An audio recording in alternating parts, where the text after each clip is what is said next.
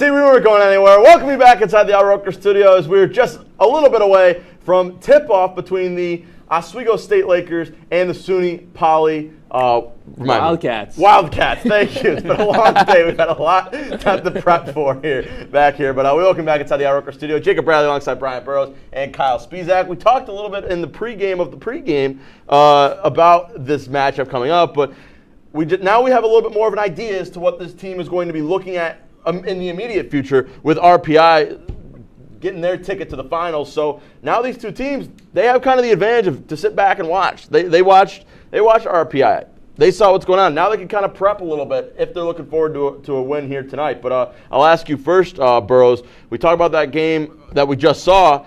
How does that change the dynamic of the game that we're about to see? For Poly and Oswego, it really shouldn't change anything. You can't start thinking about tomorrow because today's not over. Absolutely. They still have an entire game to play. They have 2 halves of basketball that they need to get done to get to that RPI game, or they're going to be playing Keuka. Mm-hmm. Same. You took the words right out of my mouth, Burrows. It's quite literally, they're playing today. If you can't think about tomorrow's game, because if you get too far ahead of yourself, you're going to underestimate the opponent you're playing right now. And that is the worst possible thing you can do, because you start underestimating them, then you're going to get caught off guard. You're not going to go out there with the same intensity and fire as if you would normally. You get caught off guard, you find yourself down. It's hard to build that momentum back if you're down, especially if you were in Oswego's case, where you're number 6 in the nation and you find yourself down to an opponent who struggled last year. That's a tough momentum builder to build back. Yeah, and just to add to that, every coach ever has said that. We talk to coaches every week here. Ed Gosick, the hockey coach, and this is hockey, but he says it too. They play doubleheaders every weekend. You can't think about Game 2 before Game 1 is over. Jason Leone will say that, the head coach for the men's basketball team. You can't think about Game 2 before Game 1 is over. Every coach ever will agree to that sentiment. Absolutely. It is taking it one step at a time. The minute you start overlooking opponents, that's when mistakes are going to happen. So, of course, both these teams aren't looking forward to a championship victory. They don't know who they're going to play, whether it'll be RPI or Keuka. But now they have a little bit more of a judgment after watching them play live. I think it might just sway it a little bit as to like, okay, maybe also while we can build on this because maybe they see similarities in SUNY Poly that they see in RPI or they see in Keuka, regardless of what the outcome of this game is going to be. But we'll talk about the game that we're about to see because we talked a lot about the Lakers during the first half. Let's talk a little about the Wildcats here. A team, like you said, struggled a little bit. They were 13-13, just really couldn't find a little bit of a streak to bring them to above 500 and atop their conference. So, Burrows, I'll ask you. You talked a little bit about your guy, your player to watch here. Let's talk a little about the team in general.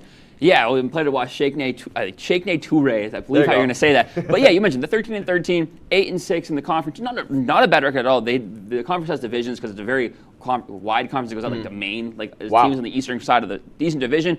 But they made the conference final. They would lose to Cobleskill in the quarterfinals of their conference tournament. Sheikhney Toure, 17 points in that game of 5-15 shooting. So they have experience in the playoffs. They have experience in big moments, and taking on a big team like they're about to. I don't think they're gonna fall back to the moment. They're gonna play up to it, I believe. Absolutely. And Kyle, I'll kind of deflect the question back over to you about just the Lakers in general. We saw the dominant run they had. We talked a lot about the expectations. Now today's the day. All the expectations and everybody ranking them 6th, and people around here might be buzzing, saying, "Hey, we might be looking at a national championship, quote unquote." Now it's time to put the money where the mouth is. Now the expectations, we have to see if they can live up to those expectations here. So I'll ask you, Kyle, how's the weight like on the shoulders of the Lakers right now? I mean, you got to be feeling it, like you said, going into starting this season, you have a lot of hopes riding on this season. Yeah. The Oswego community, the athletic community here, they have a lot of pride and hope invested in this basketball team right now with how successful of a season they had last year and the building they did last year off of the season prior to that. So they're going to be expecting the same thing. They had a great season last year. However, what can you expect as a fan base? You're always expecting that next step to get a little bit better. So it starts here today. You can't overestimate this opponent in SUNY Poly. You have to go out there, you have to play your game, and you have to really just work on the fundamentals. As Leone said, they had about 28 practices already to start this season before they're even going into their first game. So the team should have a good idea of how they work together and what players do best in what role. So you kind of just have to work on those things. Find it out, find what works, fix the little tweaks in here and there that may be a little bit of issues, and then kind of just clean up the act pretty much, more or less. Clean up the things that aren't necessarily pinpoint perfect yet and just start shaping into that championship team that they think they can be and they know they can be. Absolutely. We also talked in the pregame show about the depth from both of these two sides. We saw in the early game here today that both teams brought in some of their other guys into the game, but But yeah, with Oswego here, and especially with SUNY Poly in a game that isn't a conference matchup for either side, do you expect to see maybe the benches get 6, 7, or 8 deep? Do you expect to see a variety of different players in the lineup tonight? I'd say the Lakers are going to play throughout their whole bench. That was one of the big points that we harped on with them, is how much the playing time is divvied throughout the entire lineup. I mean, all the way down. You have some players that are getting 3 minutes a game, but there's also a lot getting over 25 minutes a game. Absolutely. Well, we're going to send you over to the Ziel because we're not waiting any longer. My God, for the tip-off, let's send over to the Ziel with Garrett and Lucas. Here we go.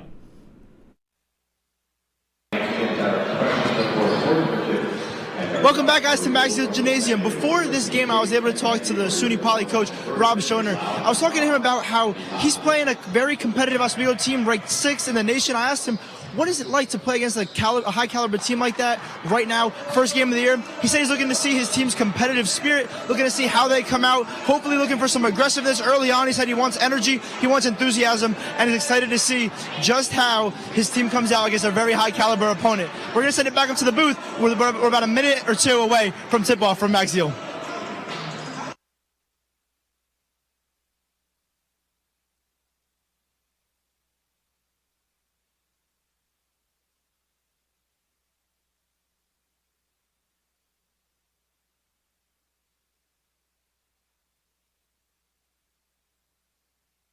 Wildcats, Garrett Chan alongside Luke McGarry. And Luke, we saw a great game 1. What are we looking for game 2? I'm just excited for more basketball. I had a great time calling the first game, and I'm really excited for the Lakers and the Wildcats to go at it. I'm sure both of these teams, they're ready to go. They saw that first game, and now they are ready to play. They've been waiting for a while, and I think it's go time. The Lakers will return to action coming off their SUNYAC championship berth. We will throw it to a quick break, but once we come back, we'll have the game 2 of the Ziel tournament and tip-off. You're watching Ziel tournament right here on WTOP 10.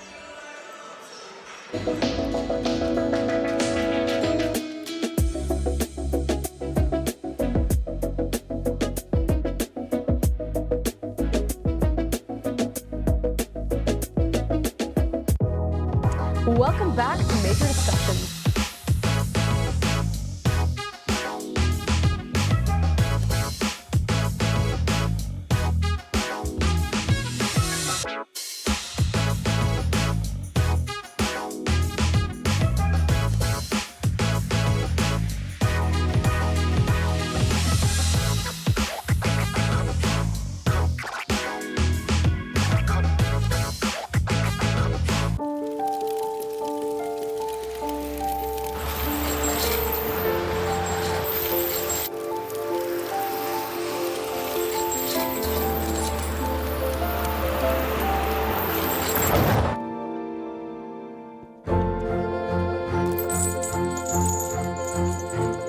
Did you know dragging chains can spark a wildfire? Only you can prevent wildfires. When I was in foster care, I never knew when I would have to move. So I always had my suitcase ready to go. Then one day, I was adopted. My new parents opened their hearts and home to me. My parents cook my favorite breakfast for me every morning. My parents take me on trips I never thought I would go on. They gave me a home and an even better reason to use that suitcase. My parents aren't perfect, but they're perfect for me. Hey there, I'm Al Roker, class of 76. Yes, way back in 76. Back when the earth was cooling. You're watching WTOP.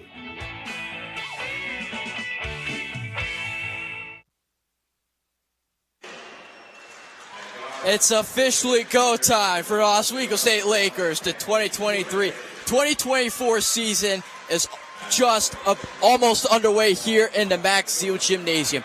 Garrett Chan alongside Luke McGarry, and you look at the crowd here.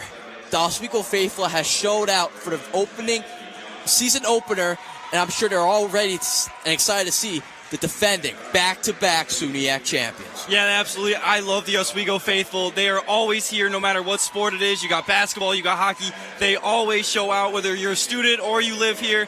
I always see fans here, and I love the energy in the Laker Arena. I love it in the MCC.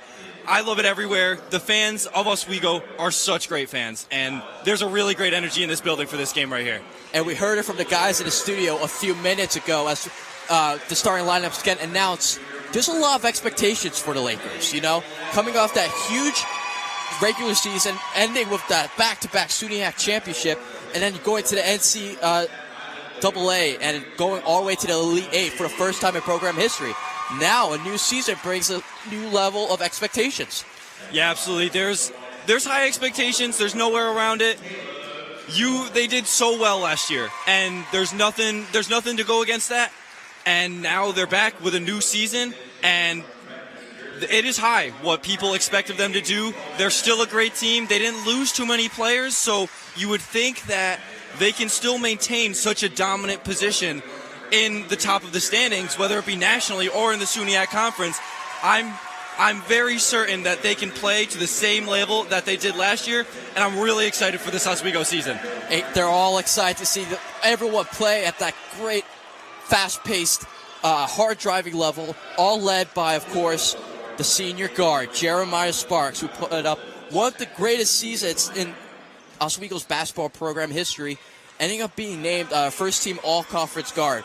Then you have players like Aki Anderson named to the second all-conference team, and Jamal Akili. So some returning faces. You know what to expect from these players. It should be interesting to see how to come out in the first 20 minutes. Yeah, it's more of a did the success get to their head thing, or did they stay humble throughout the offseason because they had such a great season, and now offseason they were right in that success, and now they're back, new season, so it's really just up to them to play to the same level that they did and not look down on their opponents just because their previous success. They need to play with the same energy that they came with last year. Same level of urgency as we talk about the starting lineups for these two teams. For the Lakers, Kenny Lazo, Jamal Akili, Caleb Cook, Carter Bowman, and Jeremiah Sparks get the start.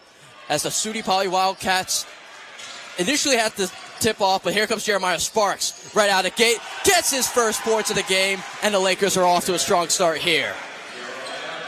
As for the SUNY Poly Wildcats, they have Checkney Torre, Anthony Rose, Majesty Johnson, L.J. Randall, and Josh Ernst. They're starting five. As Anthony Rose drives to the basket, misses on the shot attempt, gets the rebound as the ball bounces in the air. Quick rebound by Bowman, and here comes the Lakers and Sparks again. Sparks driving to the basket, misses under the rim, and here comes the Wildcats as they march forward, led by Torre. Inside is Rose, guarded by Bowman. Lakers, great defense to start, and have certainly shown why they are the back-to-back SUNY champions. Yeah, absolutely. They just play at such a high level all the time. Coach Leone has really grilled into them speed. Bowman has his shot go under the backboard, and so the Wildcats will go the other side.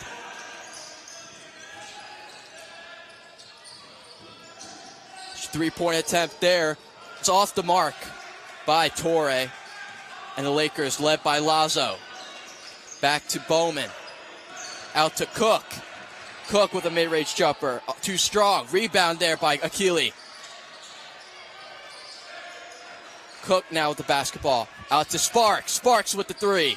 Drills it home. 5 points for Sparks. 18-23 left. Lakers up 5-0.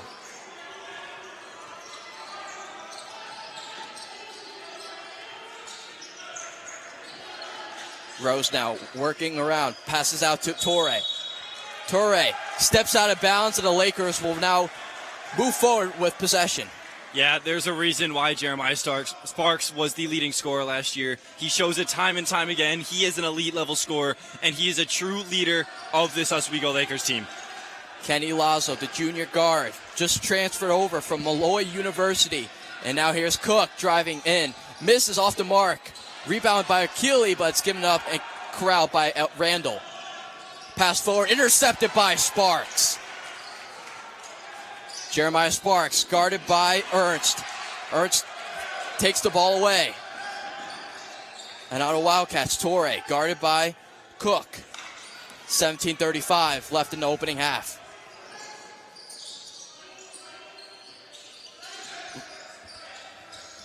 Here's Rose now, working on Bowman. Inside, loses possession, loses the ball, and Cook corrals it. And here comes Lazo. Working on Torrey. Drives in. Back to Sparks. Looking for Sparks. And the ball is regained by the Wildcats. Here comes Torrey. Wide open was Randall. Majesty Johnson dishes it over to Checkney Torrey. Checkney Torrey puts up a shot. Just had his feet on the three-point arc, so only count for 2. 5-2 in favor of the Lakers. Lazo guarded by Torrey. Screen set by Bowman. Out to Akili. Akili guarded by Randall. Back to Lazo. Over to Cook. Cook, inside pass. Bowman puts up and in.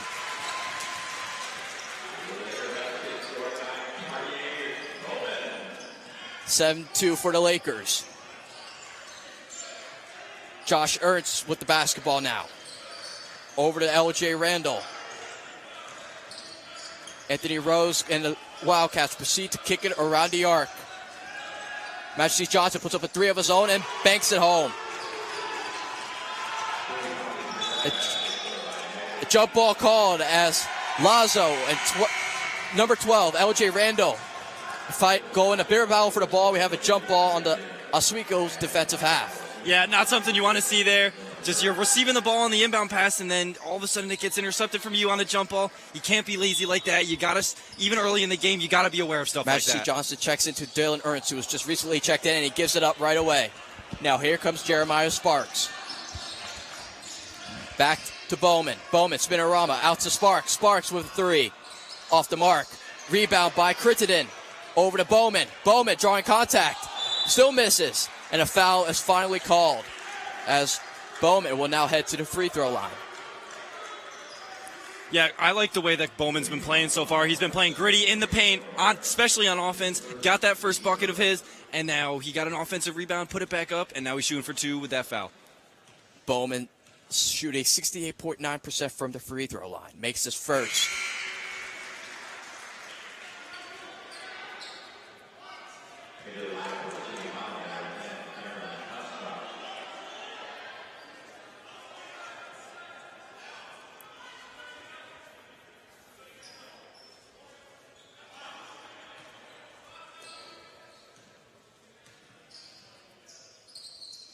Bowman's second free shot attempt is good.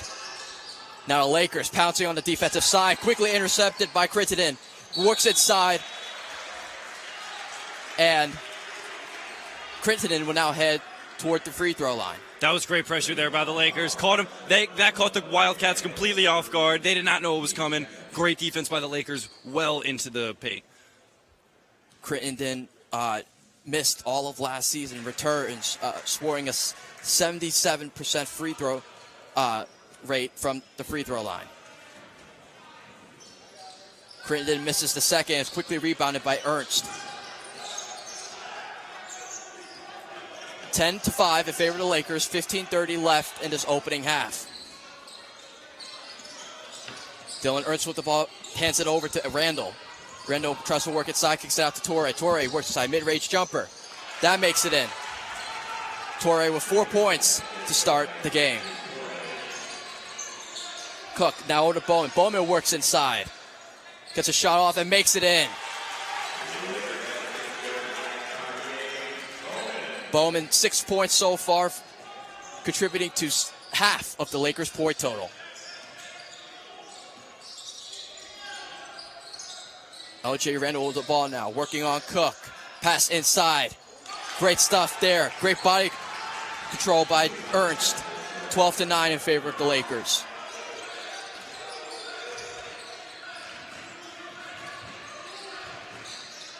Here's Cook now. Bounce pass inside to Bowman. Blocked from behind by Comstock. Here comes Ernst. Spinorama. Met by Sparks. Misses the shot. Goes for a second shot and draws some contact. So he will head to the free throw line. This has been a very even game so far. Both teams are playing at a high level of intensity. Both teams, they look good so far. A little sloppy on the offensive side, honestly, for both teams. But other than that, very even game so far. And this is going to be a great game. This is what it's looking like. very tight to open within the first 5.5 minutes. A huge contrast to what we saw in the first game between RPI and Cuca in that outcome, where the Engineers got off to that riveting fast start, and then it kind of got out of hand toward the latter stages of that game. Yeah, absolutely. But this game, nothing like that. Very even. I like it. It's gritty on both sides, and I like how both teams are playing, and they really, really want this game. Unable to convert on his free throws was Ernst. 12-9 with 14:20 left in the first half. Here's Lazo over to Sparks, who passes it over to Crittenden. Thigpen just checked into the game. Reverse layup, misses. Rebound by Johnston. Bounce pass intercepted by Sparks. Sparks moving down the lane, drives inside, loses possession of the basketball. But the Lakers will still retain possession. That was a great run by Sparks there. Got the steal, took it all the way up to coast to coast, got it tipped away at the last second, but a great run by Sparks. Lasso checks in to Sparks. Sparks scours around, puts up a shot, misses. Hardison with the rebound, and it rolls out of bounds. Wildcats will now have the ball.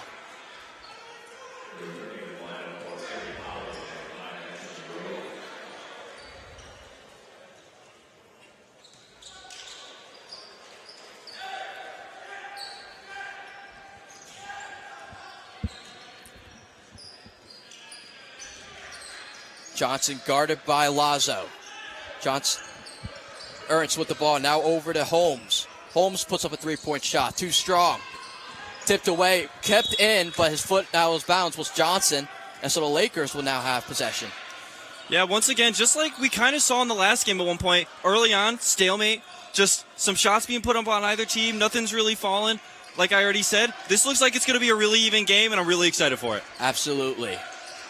Here comes Crittenden, driving inside, spins, puts up a shot, misses. Rebound by Ernst. Johnson now working on Lazo. Switch over to Achille.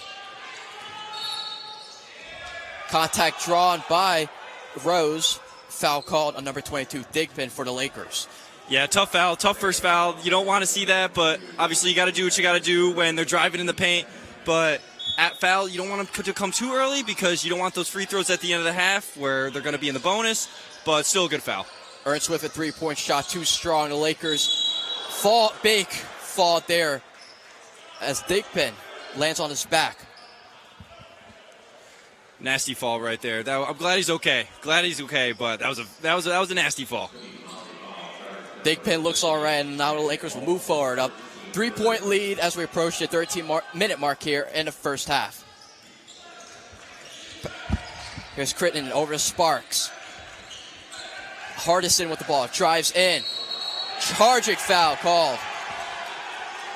As Hardison over-aggressive there, and Ernst falls to the ground. Yeah, big charging call right there. That was a great take, and very unfortunate for the Lakers, but SUNY Poly, they've been playing really well. They've been keeping this game close. Oswego, they got a little bit of a hot start. Sparks got those first 5 points on the board, but then SUNY Poly, they weren't really phased at all. And now still a close game. Once again, that stalemate still going on. No points in the past couple minutes, and we're just the Wildcats are just looking for something to capitalize on. Wildcats have a chance here. Passes it out to Torre. Torre working on Sparks. Step back three. Makes it home over Sparks. Game knotted up at 12. Torre with 7 points in this early stages of this contest. Sparks now double teamed. Dishes it over to Lazo. Lazo for the three. Off the mark. Rebound there by Torre. Passes it forward to Holmes. Holmes back to Torre. Torre working on Lazo. Holmes now covered by Sparks. Holmes driving on Sparks. Misses a shot. Rebound there by Thigpen. Pushes it forward to Crittenden. Slows it down. Waits up. Kicks out to Lazo. 4-3. Off the mark there. Anthony Rose with the rebound. 11:45. Not up at 12 between the Lakers and the Wildcats. Contact there on the shot. Thigpen commits his first foul of this second foul rather of this contest. Yeah, not good. 2 fouls in. You don't want to see that, obviously, from a good player like that. And early on, Oswego, they got a little sloppy. They started off good, but they're getting a little bit sloppy right here, and the Wildcats are capitalizing on that. And I think the Lakers, they just need to take a second, need to breathe a little bit, and really just clean up that offense. Toure with his one of 2 shots swirls it in. 66% is Toure from the free throw line. Very solid from that point in the court.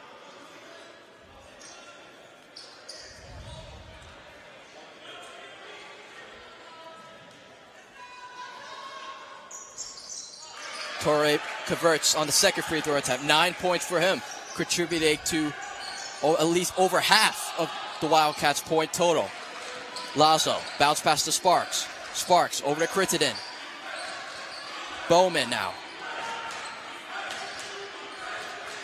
Over to Crittenden. Bounce pass to Bowman. Bowman works inside. Makes the layup there. 8 points for Bowman.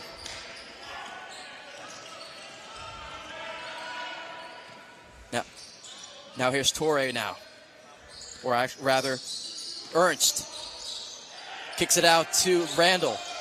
Off the mark on the three-point attempt. Jeremiah Sparks, huge pass there to Lazo.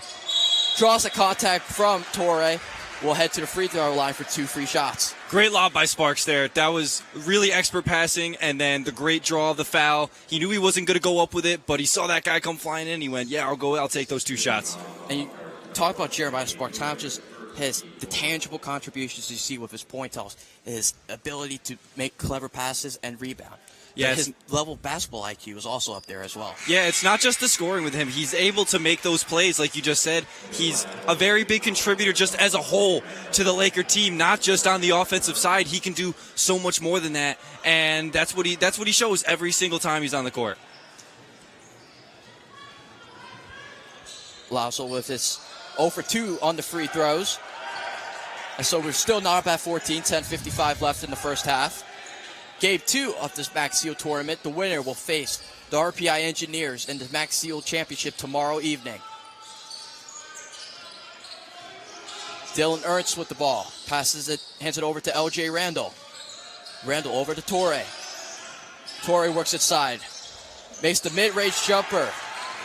SUNY Poly has their first lead of this contest. Kenny Lazo bounce over to Sparks. Sparks over to Crittenden. Over to Achille. Bowman. Now to Lazo. Lazo inside to Achille. Achille to Bowman. Wrapped up there. And it looks like foul committed on number 12, LJ Randall of the Wildcats. Another great drawn foul by Bowman. He's been really, really clutch in the paint so far. He's already got 8 points, looking for 2 more right here. He's been a big factor for this Lakers offense. He's been constantly in the paint, trying to get those offensive boards. He's gotten a couple, and now he's looking to get some more points here. Bowman, the senior forward, using all of his 6'6", 195-pound frame to make it into the paint. Misses on that first free throw attempt.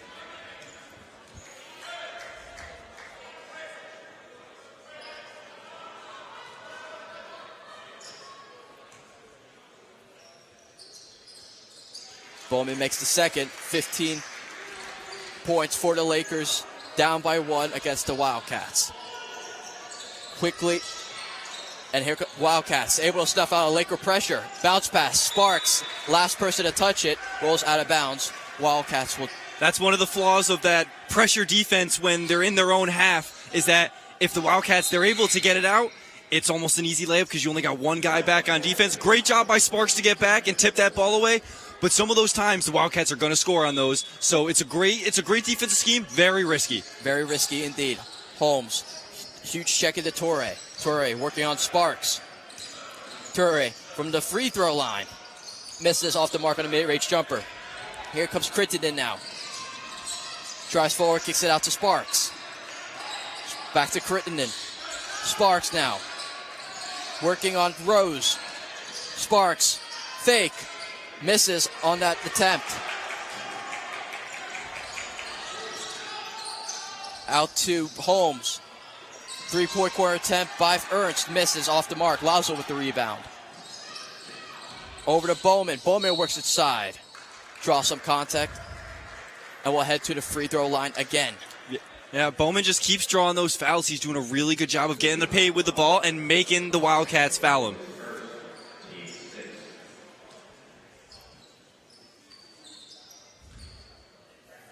Bowman with 9 points at the free throw line. And so, while Bowman takes the shots, we send it down to our silent reporter, Brian DeMuro, for more on. Brian, what do you got? I'm here with Apollo. He's a Laker fan. He's also a good friend of starting point guard for the Lakers, Kenny Lazo. Apollo, you want to just talk about kind of how you know Kenny and like where that starts? Yeah, most definitely. We grew up playing basketball and football together. He's a great kid and an awesome athlete. Yeah, absolutely. Again, the starting point guard here, junior for the Oswego State Lakers. What do you expect to see out of him on the basketball court this season? I expect to see a lot of great plays. He's a great team player.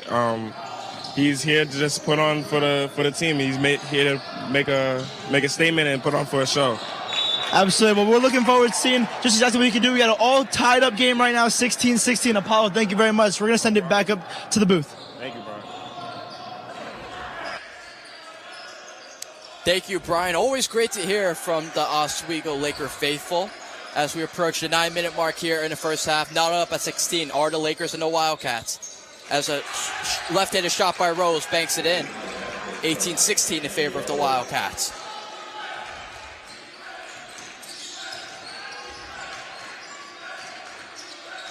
Here the Lakers now with some ball movement. Over to Kennedy. Back to Bowman. Bowman works on Ernst. Misses the shot. Quick rebound there by Akili. And he draws some contact there. So a common theme we've seen from the Lakers offense and the Wildcats defense. Lakers establishing their will in the paint, and it seems like the Wildcats, they're not really ready for it, leading to those free throws. Yeah, absolutely. The Lakers are constantly just driving it into the paint, and when they get there, the Wildcats, they don't really have an answer for it, so their only solution is to foul. Bowman's already drawn, I'm pretty sure, 3 fouls, right? That's 6 free throws right there that you can't afford in such a close game like this. So with the Lakers drawing all these fouls, they're in really good position for that end of the half. When you start building up those halves, you get to the bonus, you get to the double bonus, and those are free throws that you can't afford when a close game like this. Akili misses the second free throw as the Lakers down by 1. Torre now working on Lazo. Ernst with the basketball now. Back to Holmes. Holmes guarded by Kennedy. Kicks it out over to Rose. Rose guarded by Bowman. Stripped away by Akili. Quick pass inside. Kicks it out to Lazo. Lazo out to Crittenden. Crittenden works inside. Makes the basket. Great sign of toughness there by Crittenden. Recording his 3 points of the contest. Wide open 3 is Holmes. Misses. It is off the mark. Rebound there by Bowman.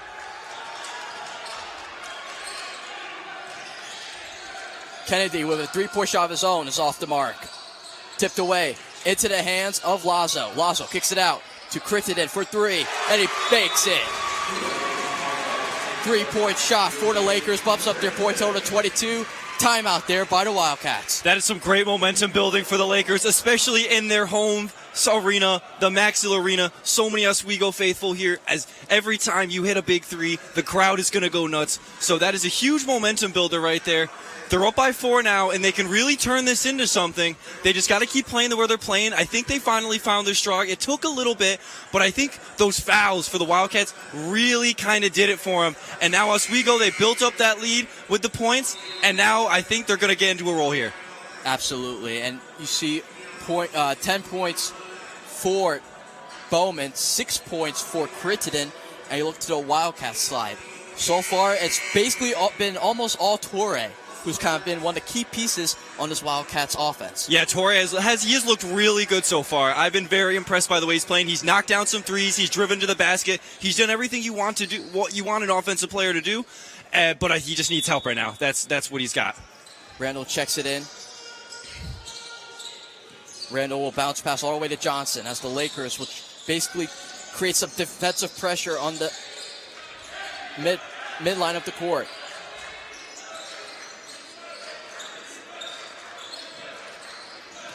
Ernst now over to Randall. Randall with a three-point shot. Completely misses the net. And a basketball that goes off the head of Kennedy. And so the Wildcats will retain possession. That was a very smart play there. Kennedy didn't expect that to happen. He got jumped over, essentially, and smacked the ball right into his head, and it went out of bounds. That's right. Torrey now with three-point shot of his own. Misses. And an over-back foul committed by Randall. Lakers will now move forward with the ball. Yeah, very blatant over the back foul. Definitely not what you want right there. Look at those fouls are adding up very quick. They're already at 8 fouls, and there's still 7 minutes left in this game. And at the rate they've been fouling, it's going to start turning into free throws. So I stand corrected. It's turning into free throws right now. It's 1-1. Lakers now in the bonus. Wildcats committing 8 fouls, and you're kind of seeing just this. The Wildcats trying to now navigate this foul trouble. You're having to sit some players on the bench to make sure they don't get into deeper foul territory. And so with the Wildcats, clearly establishing your defense in the paint hasn't worked out to their best of their ability. Yeah, they're playing a little sloppy right now. They don't really have that defense locked down, I don't think. And I think for the most part, they're not playing to that caliber that they know they could play at, and that's why they're committing so many of these fouls, is because the Lakers are just outplaying them right now. Caleb Cook and Jeremiah Sparks check in for the Lakers. 7:10 left in this opening half. Lakers up by 6, 24-18. Torrey with a three-point shot and makes it, extending his point total to 14.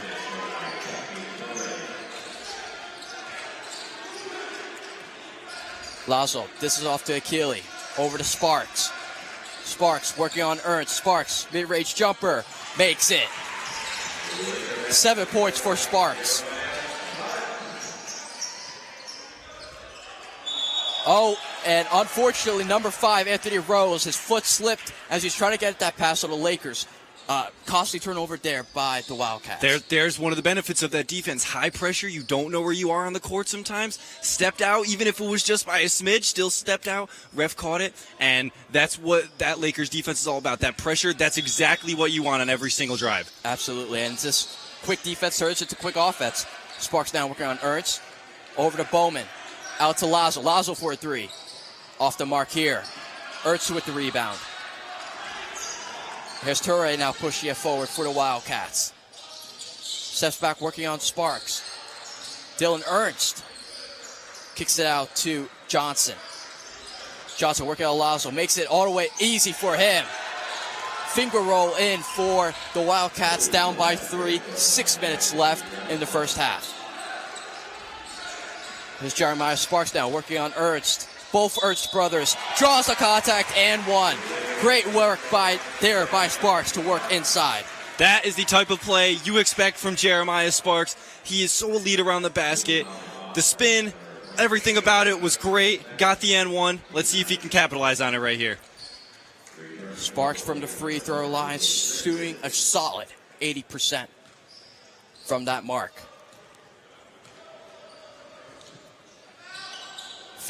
Completes the N1. And so substitutions made here for the Lakers. Number 3, Achille gives way to Josh Thigpen. Along with that substitution, Bowman gives way to Elijah Hardison. 29-23, Lakers up by 6. Passed by Johnson out to Torrey. Torrey working on 2 Lakers defenders, gives it up, and here comes Cook. Driving, bounce pass. Over to Thigpen. Misses the mark. Elijah Hardison with the rebound, draws the contact, and will shoot 2. Yeah, there's that big presence of Elijah Hardison. He's a transfer. He's a sophomore. 6'8". That, you can't teach that. That is just height. That's power. And there's a reason he's on this team. He's a big player, and that is exactly what you want. He just gets in there, grabs the offensive board, and draws those fouls. Elijah Hardison has 6'8" frame, just make it tough for the Wildcats to stop. And basically, Wildcats, like we mentioned before, struggling in the paint, trying to stop those big bodies of the Lakers as they penetrate into that zone. Yeah, 10 fouls with still 5 minutes left to go. That is not what you want. Very sloppy. Same defensive set piece play here by the Lakers. Quick double team on Torrey, who dishes it out all the way to Johnson. Johnson passes it forward to Holmes. Holmes out to Torrey, guarded by Cook. Torrey drives inside. Quickly snatched up there by 3 Laker defenders. Wildcats passing the ball around here. Holmes working inside. Misses on the shot. Rebound there by Thigpen. Thigpen out to Crittenden. Out to Cook. Cook out to Sparks. Sparks with a 3-point shot. Makes it. 13 points for Sparks. Sparks trying to tip that pass. Johnson able to corral it. 3-point shot there by Torrey. Hits the front of the rim. Quick rebound there. Wildcats pressing forward. Quick inside pass there to Rose. Great defense work there by the Lakers. 10-point lead for the Lakers. 3-point shot by Crittenden. And he banks it home, extending the lead to 13. Timeout here for the Wildcats. Yeah, huge threes by the Lakers. They're up by 13 points right now. It was a close game pretty much this whole half. Now all of a sudden you're up by 13. You don't want to let go of that gas pedal at all. 13, not a lot of points, especially when it's only the first half, but some massive threes right here. Right now, you getting multiple contributions by the Lakers. You saw Jeremiah Sparks and Julian Crittenden, who've been absolute gremlins on the court. Yeah, absolutely. They have been playing with a lot of heart. They've been playing with a lot of fire, tenacity, and the Wildcats, like we said, just kind of sloppy on defense, and they really haven't had an answer for that Laker offense. That's why they have 10 fouls first half. Not something you want to see ever, and they really need to clean that up next half. I'm sure Coach is going to talk about it in the locker room, but obviously they got a lot to clean up. Evading foul trouble, certainly probably a conversation they'll have to have with 4 minutes, 44 seconds left in the opening half. But another conversation you have to have, you got to get more contributions. So far, it's been Cheikhni Torrey for the Wildcats, contributing 14 of the 23 team's point total. Yeah, you need to have more scorers than that. Torrey, great scorer, so no one faulting him for just putting those shots up, and he's hitting a lot of them, but he needs help. He needs more help, and they need it now. Yes, absolutely. And so the Wildcats will come after timeout down by 13. Dylan Ernst will check the ball in for the Wildcats. Lakers providing that defensive pressure, quickly double teamed there, and a foul committed by Thigpen. Yeah, there's one of the times where the defense doesn't work out so well. Not really even a good foul, blocking foul. He just kind of bumped into him. So that's one of those disadvantages of that defense. Still a great defensive scheme, obviously, but disadvantages like that is weak little fouls that you don't really want. Second foul committed by Thigpen, as the Wildcats now try to escape their half. Quick pass for Torrey over to Johnson, as Johnson kicks it out all the way to Holmes. Wildcats passing the ball around for Ernst. 3-point shot off the mark. Cook with the rebound. Crittenden working on Torrey. Mid-range shot, in and out. 4:15 left in the first half. Torrey working on the ball now. Passes it over Dylan Ernst. Back to Torrey. Torrey with a shot up. Off the mark here. Rebound there by Jeremiah Sparks. Sparks working forward. Dishes it over to Hardison. Hardison works inside and makes it. 3 points for Hardison. Here comes Comstock now. Kicks it out to Johnson for the 3. Off the mark. Sparks with the rebound. Over to Crittenden. Works inside. Euro step. Clever move there. And Cook is there. Right place, right time. 40-23 in favor of the Lakers. 3-point shot for Johnson. Wide open. Hits the top of the backboard, and the Lakers will now move forward with possession with 3:30 left in the first half. Yeah, great run by the Lakers. Close. It was a good game for it was a very close game. And now the Lakers, they're kind of pulling away with it. Not like it's not over. Obviously, we still got another half to play, but they're pulling away a little bit. They got a 17-point lead. They've been hitting their shots. The Wildcats haven't been hitting their shots. They've been sloppy on that defense, like we already said, and the Lakers are capitalizing on it. Lakers certainly capitalizing, contributing to their 17-point lead. Here comes Akili now, working inside on Ernst. Akili, little dip and dive, gets his own rebound and makes it, banks it home. 3 points here for Akili.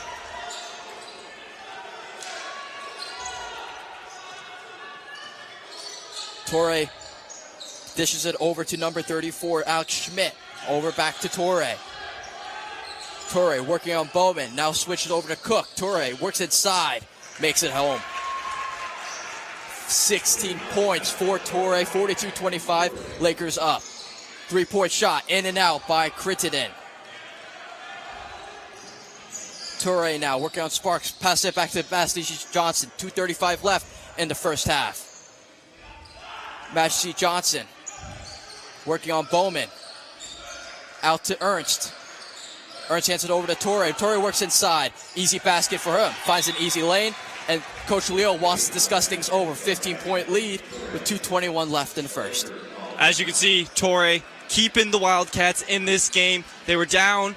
They're only down by 15 right now. They were down by 17, but Torrey with 2 quick buckets, bringing them back in it. They're keeping them in this game for the next half. Torrey, once again, though, needs help. 18 of the 27 points, only 9 points by the rest of the bench. He needs help, and he needs it fast, or else this game's going to get out of hand. Torrey's eventually going to not be able to score as much. You need other producers of offense, and I'm hoping that the Wildcats can find that in the next half. But as of right now, Torrey, the only offensive production they've really had. Torrey is certainly being an offensive force for the Wildcats, and you talk about like Wildcats offense. It's apart from Torrey, it's hit kind of just a stagnant phase. They've had open 3-point shot attempts. They've had chances to go down the lane and misses on those layups. So it's been a problem aside from Torrey where you have high percentage shot opportunities, just not making the most of it. Yeah, they're really not capitalizing on a lot of the shots. Lazo bounce pass over to Crittenden, who passes it over, and the Lakers pass the ball around. Bowman over to Lazo. Guarded by Schmidt. Akili working inside. Posts up. Bowman inside. Gets free from Comstock and banks it home. 12 points for Bowman. 1:55 left in the first half. 44-27, the Lakers are up. Ertz works and gets contact drawn by Akili. Akili with his second foul of the contest. Yeah, a lot of fouls being done on both sides. You got 6 for the Oswego Lakers. You got 10 for the Poly Wildcats. Kind of, I wouldn't say a bad showing of fouls, but sometimes it's a little more difficult to play that defense when both teams are playing so fast, and then you have to resort to fouling. But you gotta check it. You gotta check the fouls because at some point it will cost you. Quick lane there by Rose as he misses or makes that shot. Sparks now with the basketball. Thinks of a 3, guarded by Ernst. Sparks working inside, drives in, misses. Bowman with the quick rebound, gets stripped away by Holmes. Johnson with the ball now, guarded by Crittenden. Screen step by Ernst. Switch over to Bowman. Torrey working inside, draws the contact, unable to sink the shot. 2 free throws for him. Yeah, a little too easy for Torrey to get into that the basket. Had to foul him there because it would have been 2 easy points. Now you got to put the pressure on him, make those 2 points. But a very easy route to the basket. And a little shocking because of how the Lakers have been playing on defense. They got those bigs down in the paint, so for Torrey to get in there, I get it, tired, but you gotta lock down on that a little bit. Torrey misses on his first free shot attempt here. 66% from the free throw line. So, like I said, offense has all been Torrey so far. It really has Whether been. it's been down the lane, from outside the arc, or right here at the free throw line. As he converts on the second shot. 44-28. Lakers up as we approach the minute 10 mark here inside the Max Ziel Gymnasium. Crittenden over to Sparks, back to Crittenden. Crittenden over to Cook. Lakers pass it outside the arc. Cook wide open for the 3. Takes advantage of the shot. Draws, makes it. 3-point there for Cook. 5 points for him. Torrey working inside. Draws a contact on Crittenden. His second foul of the game. Yeah, Torrey's been drawing a lot of fouls late into the half. Something you really want to try and prevent, especially when you have a good lead. You don't want him to get easy points at the free throw line with the time not ticking. Obviously, he's a great player. He's quick. He's speedy. You're going to need to foul him, but you got to really try and limit that. Foul totals for both teams. The Lakers have 8. Wildcats have 10. So It's been a very physical. Yeah, very back physical. and forth between these two teams. Almost feels like it's a war of 18-12 here inside the Maxium Gymnasium, whereas these two teams trying to assert their defensive will in the paint and the offense taking advantage of all the contact. Yeah, it really has been about all those free throws. Carter Bowman with the rebound here. Sparks now. Under 40 seconds left in the first half. Cook guarded by Holmes. Cook trying to draw some contact shot, 3-point shot there. Julian Crittenden extending his point total to 12.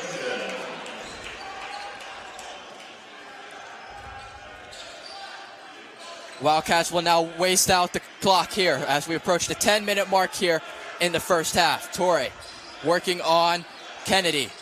Torre outside.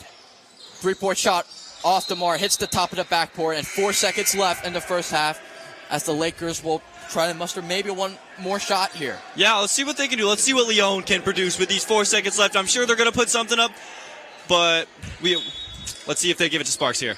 I'm sure they will. Passes it over to Sparks. Sparks drives in, puts up a shot, off the mark there. So that does it for the first half between the SUNY Oswego State Lakers and the SUNY Poly Wildcats. Lakers up 50-29. Story of the game has been contributions from a multitude of players.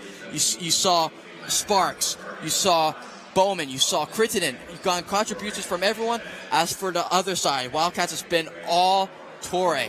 But that's enough from us for now. We'll throw it over to the sideline reporter, Brian DeMuro, for his thoughts on the first half. Brian, what you got? Thank you, Garrett. Yeah, this game was tied 17-17 just a little while ago. Oswego State ends that on a 33-12 run to end this half, and they have a big lead at the break. It's really been Jeremiah Sparks and Cartier Bowman, the two guys that led that team last year all the way to that Elite 8 bid. They're, again, leading tonight. They got 25 combined points between them. For SUNY Poly, the bright spot has been Chick Nature. He's got 20 points in this first half. He's been an absolute bucket for them.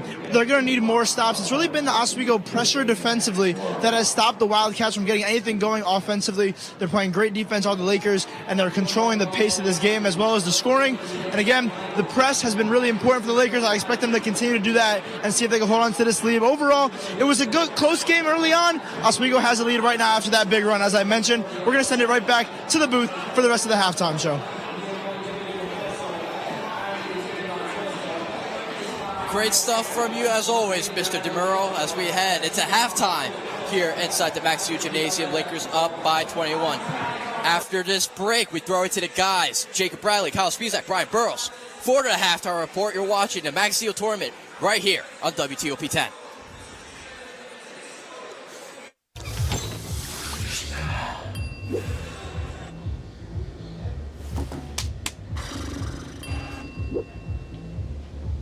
If you need to do something to feel okay to drive, you're not okay to drive.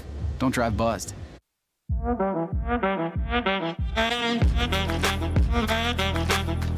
Shine on that black. Look at the bling. Do we got a diamond tester on? Yeah, that's getting bad. Yep. 10 out of 10 recommend on Yelp.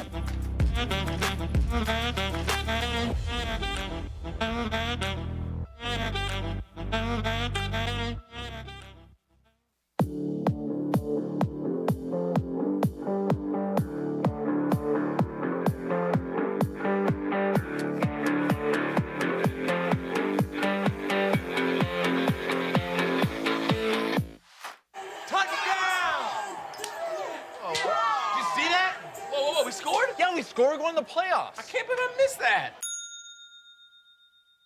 Every time I'm buzzed, I spend too much time on my phone. What? I should take your phone away. No. I'll call for a ride. Wait, why does my face look like that? I'm playing with these new face filters. Okay, you know what? Yep, that's mine. Kevin, I need that back. No. Kevin!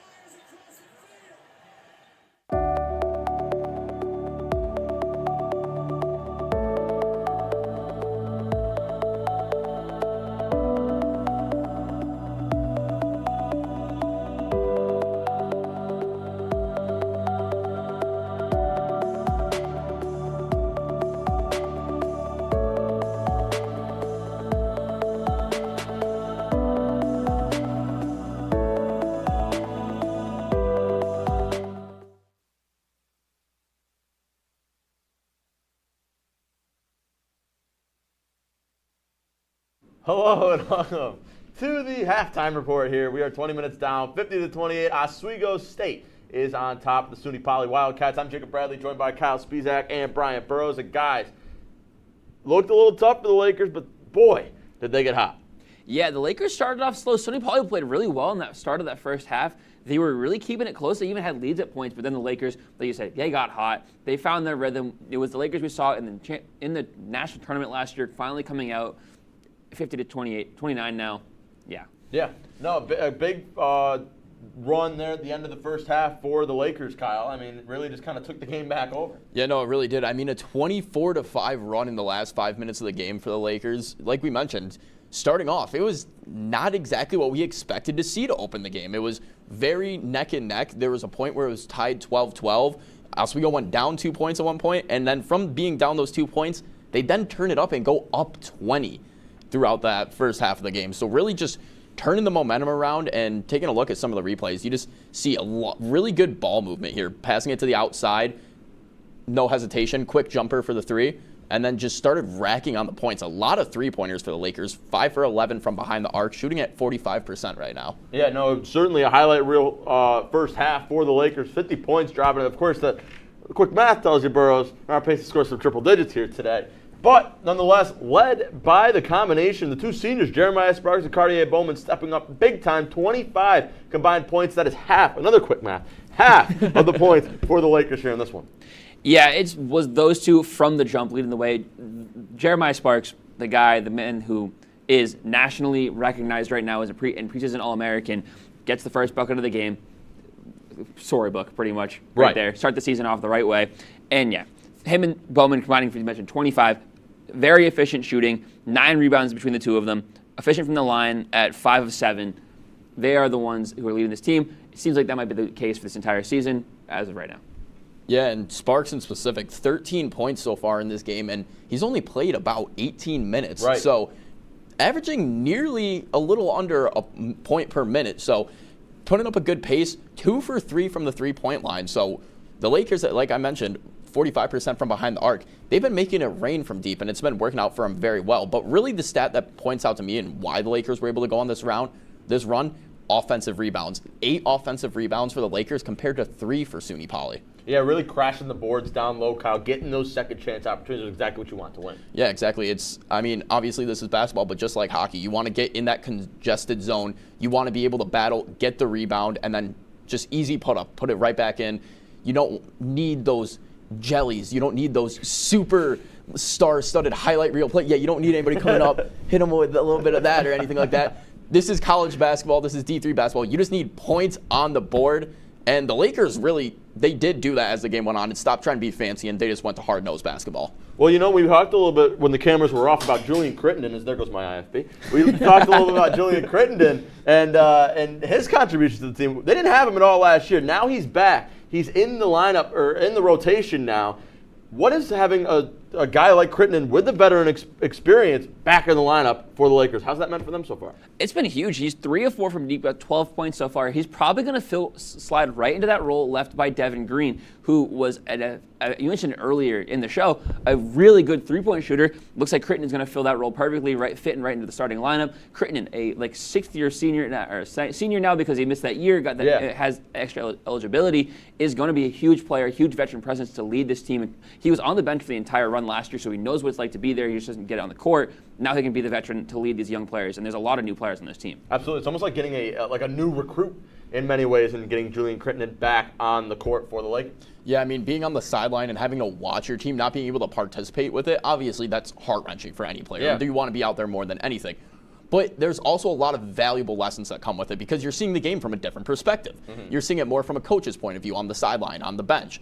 So you get to see what's working, what's not, and if you really pay attention, you pick up a thing or two. You learn, oh, okay, this player on my team is able to do this really well. This person can do this really well because you're not so much focused on your own play, but you're focused on the team play overall. So you'll learn about tendencies, habits of your teammates, and that's what every coach loves to see is somebody who can take those experiences where they're not able to play, but use that as a learning experience, not as a detrimental thing to their game. Well, Sparks, Bowman, and Crittenden, the three-headed monster, aren't the only stars out there on the court right now, as your guy, Shekne Torre, leading the way for SUNY Poly. 19 of the team's 28 points for Torre. Yeah. Actually, he's got 20 now. Does he? Yeah. Okay, wow. Scoring in the halftime report. No. 7 of 12 from the field, 2 of 5 from deep, 2 rebounds. He's absolutely dominating SUNY Poly's offensive possessions, and it's apparent why he was the second leading scorer on this team last year, and apparent why he's going to slide right into that leading spot for this team this year. Yeah. Yeah, I mean, you take a look at just the entire rundown of scoring for SUNY Poly. You got Toure with 19. Then it goes to 5 for Johnson, 2 for Ernst, and 2 for Rose. So, like we mentioned, the very, very dominant bulk of the scoring is all going to one player for SUNY Poly. But so how do they figure out how to distribute the ball more and kind of work through the ranks? Well, how do they, Kyle? You just got to open up those lanes. I mean, I am the analyst, so I suppose I'm not the one that should be asking the questions my here. Job. Go ahead. You know, wanted my little bit of fame, but no, you got to just work inside the zone, more ball movement and off-ball movement. That's really what creates the lanes. Like any sport, if you get caught flat-footed, that's when you're going to be your own worst enemy. If you are constantly moving, you're less predictable. You can get those quick cuts, and you can misdirect somebody and then create an opening for yourself to get to the bucket. Absolutely. We're going to need to see a little bit more ball distribution from SUNY Poly here in the second half. But I'll ask you guys again. I posed this question to you in the halftime of RPI and Cayuga, so I'll ask you guys the question again. I'll put you in the Oswego locker room, and I'll put you in the Poly locker room. What do they need to change? What needs to change for both teams? What needs to continue? What are they talking about right now in the locker room? I'll start with you, Kyle. Well, obviously, I think it's given. You just got to stop the Lakers. You got to really beef up your defensive presence, whether it's going to a zone and trying to limit movement through the paint, or maybe you change it up and you go to a man and you just man coverage and you really just stick on them and don't get off their hip. You stay with them everywhere they go and limit the shot opportunities, contest everything that they put up. If you keep contesting, it's going to be harder to get the ball in the bucket. But they also, as much as they can beef up their defense, they really need to be able to score on offense as well. Bros? For the Lakers, I think it's first thing is officially at the free throw line. That's where they're missing opportunities. They're only 10 of 17 as a team right now. Coach Leone is going to hate that. That is a fundamental of basketball, and he is a fundamentals guy. So first, fix the free throw problem.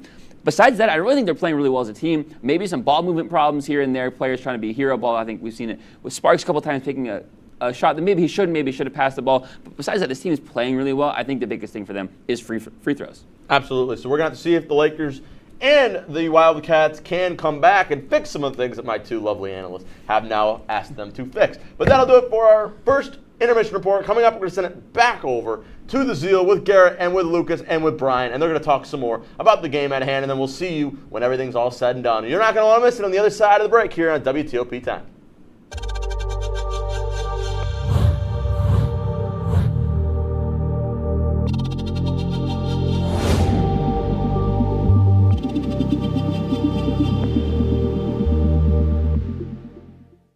Say, President Stanley, whenever there's bad weather, who would you turn to? I'd turn to Storm Team 10. No, but you've got to say it like this. Storm Team 10. Say it with me. Storm Team 10.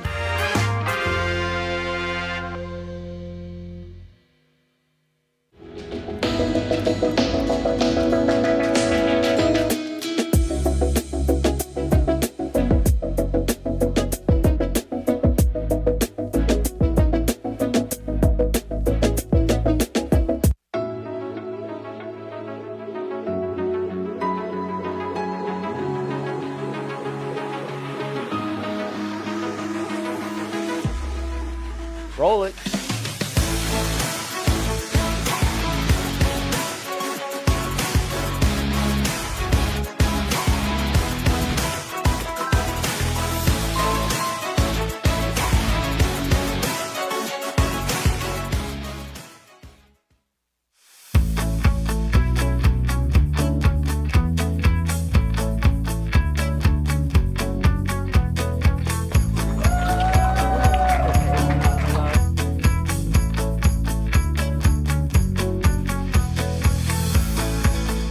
Jill told me it was Kitty from Glee. Yeah, what is it? It's Al Roker.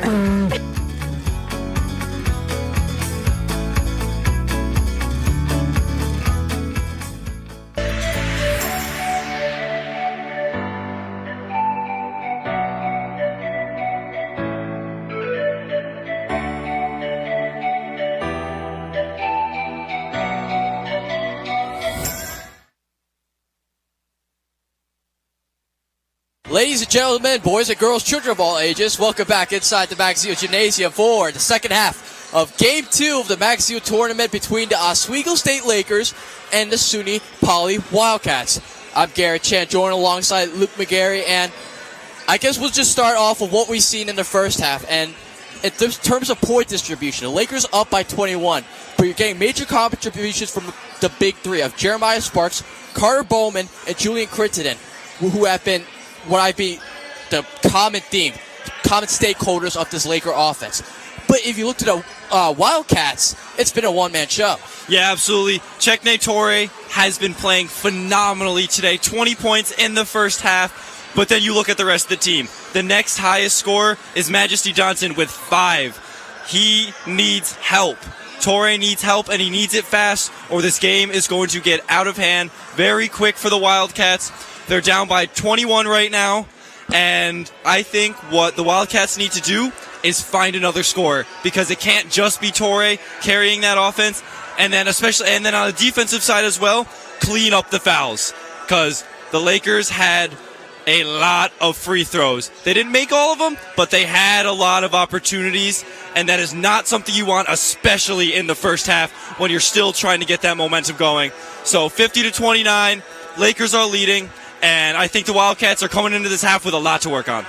You talked about how it's just been Toure who's been basically the Wildcats offense, but if you had looked through this roster of players that are starting, that ones that come off the bench, who are the people that you were looking to help supplement Toure on the offense for the Wildcats? Well, like I said before, Majesty Johnson, he's got 5. I think you can look to him. He's got a couple buckets. He hasn't put up too many shots, though, so when he does put the ball up, it goes in. But it's just about getting the ball to him and putting those shots in the net. Like, obviously, Toure, he's taking a bunch of those shots, but that's because he needs to. But if you get the ball to other people, give them more opportunities, then maybe they can get some baskets. You're certainly looking for contributions from the likes of Anthony Rose, Majesty Johnson, L.J. Randall, the Ernst brothers, who've been on the court together for the predominant part of this contest. So the Lakers will take it from their half up by 21, and the second half is underway. The winner of this contest faces the RPI Engineers in the Max Ziel Championship tomorrow night. Here's Bowman working inside. Navigate shimmies and makes the basket. Bowman bumps up his point total to 14. Toure now guarded by Sparks. Screen set by Josh Ernst. Josh Ernst now with the ball. Over to L.J. Randall. L.J. Randall loses possession of the ball as he gets it in an exchange with Kenny Lazo of the Lakers. Kenny Lazo will commit his second foul of this contest as L.J. Randall will check it out for the Wildcats. Out to Ernst. Over to Toure, who drives inside. Over to waving hand of Sparks. No good, and here comes Lazo and the Lakers. Pass inside to Akili. Akili looking for some help, just dumps it back to Sparks. Sparks guarded by Ernst behind the back. Rolls inside and puts up a beauty. Sparks with 15 points for the Lakers. Toure now, guarded by Sparks. Sparks trying to go strip the ball, and he does successfully. Lazo over to Sparks. Sparks, little Euro step, makes it home. The Lakers bump up their point total by a score deficit of, or lead rather, of 27. Josh Ernst now over to Brandon Holmes. Holmes over to Ernst, guarded by Akili. Akili with some good defense, but Ernst better offense there. Ernst with 4 points for the Wildcats. Sparks dumps it back to Akili, who dumps it over to Lazo. Lazo working on Holmes, works inside, dishes it out to Bowman. Bowman working on Rose. Skates around inside the paint, gets stripped of the ball, and it rolls out of bounds. The Lakers will retain possession with 12 seconds left on the shot clock. You can see right off the bat, the Lakers go into their scores. Sparks and Bowman both putting up baskets early, giving them a little bit more of a lead. They both look great so far. Lazo dishes it out to Sparks. Sparks works inside on Ernst. Sparks, clever, left hand. It's been all Sparks so far within the first 2 minutes of the second half. Quick batted away by Akili. Akili drives. Simple layup for him. Lakers bumping it up to 60-31. Torre over to Holmes. Holmes thinking of a jumper. Trips and falls. Foul committed on Sparks.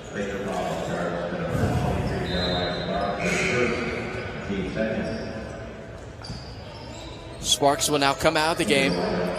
Give way to number 4, Julian Crittenden.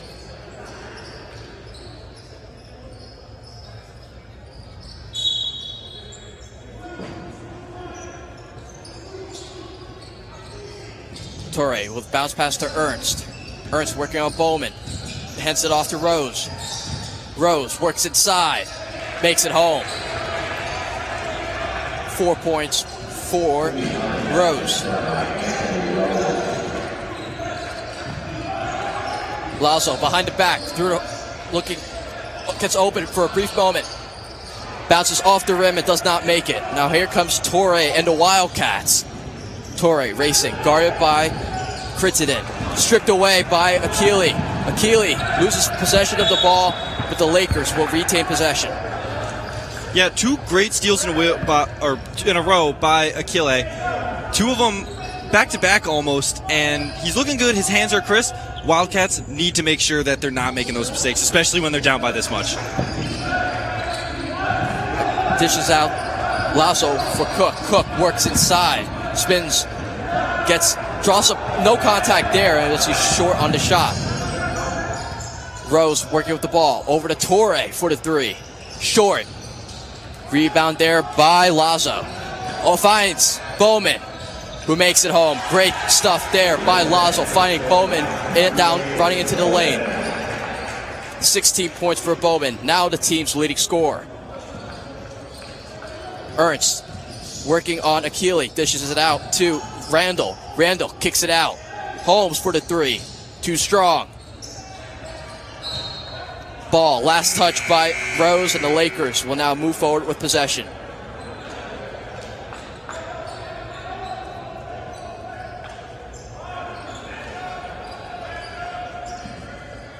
Carter Bowman will now sit out as number 42 Tucker Rosebrook makes his way into this game.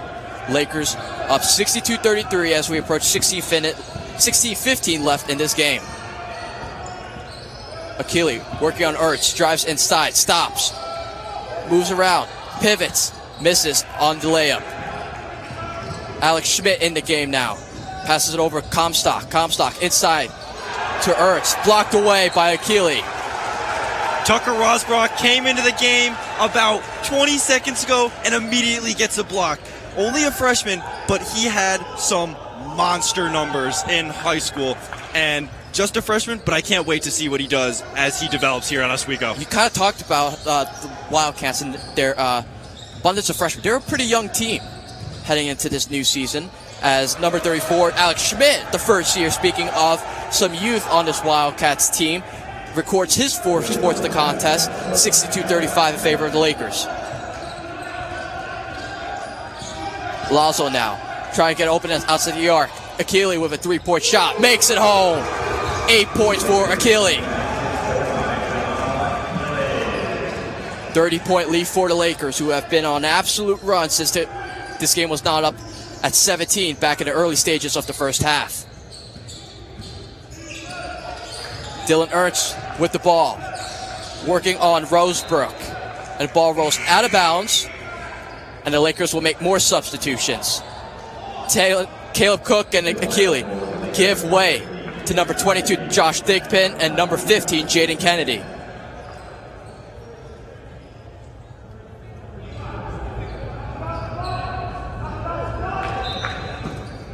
Schmidt will check it in, finds the large frame of Dylan Ernst, who works inside, loses possession of the ball, basketball bounces off his foot, and the Lakers will now return forward with possession. 15:05 left in the contest.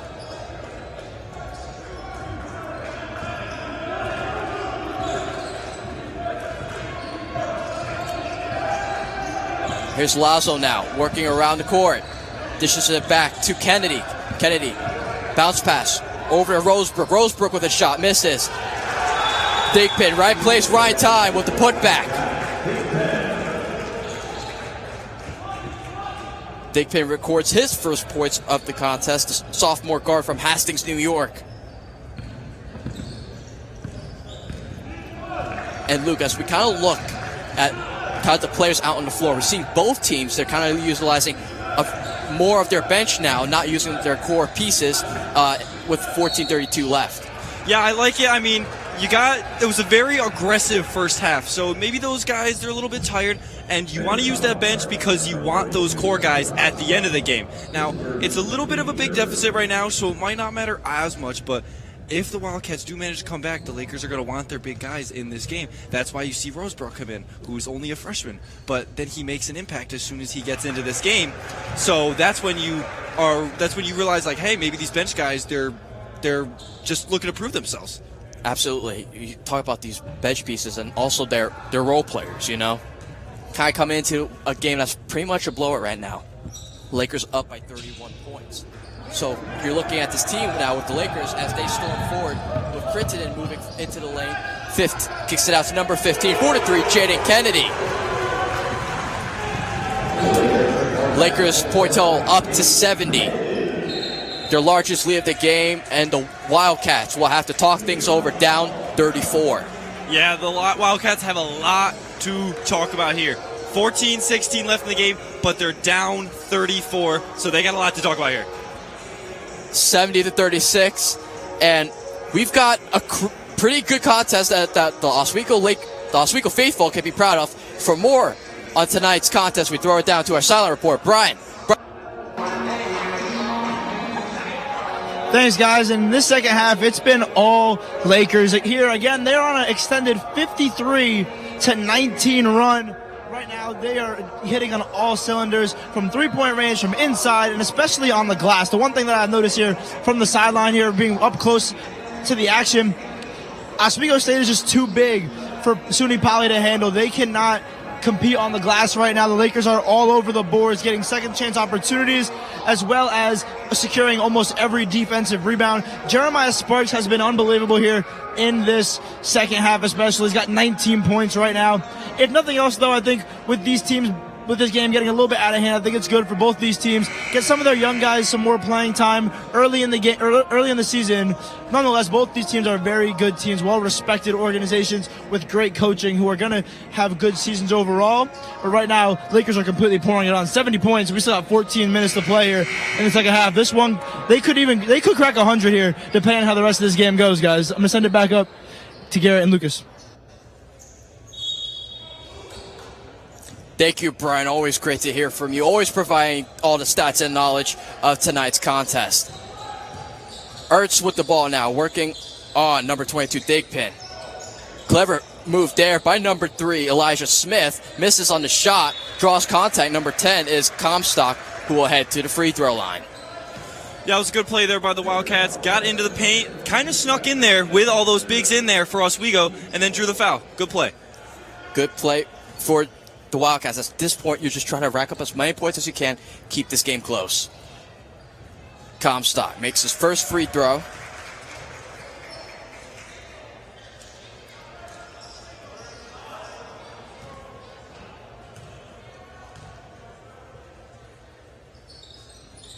Second shot is off the mark. Quick rebound there by Kennedy. Lazo now guarded by Smith. Lazo try to receive some help. Finds Kennedy. Back to Lazo. Out to Thigpen. Thigpen working inside. Puts up a shot off the mark. Thigpen gets a rebound. Now it's scooped away, and here comes the Wildcats now. Comstock.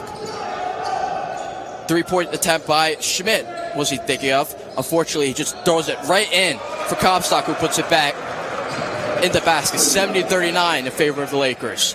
13:25 left in this contest. Lazo, guarded by Schmidt again.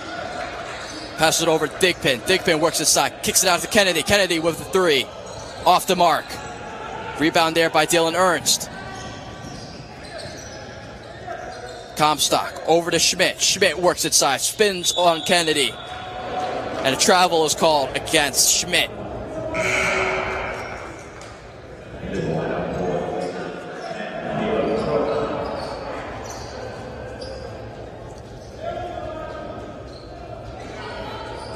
"13 minutes left in this Game 2 of the Max Ziel tournament game between Oswego State Lakers and the SUNY Poly Wildcats. Kicks out to number 33, Stephen Bradley, who drills a three of his own.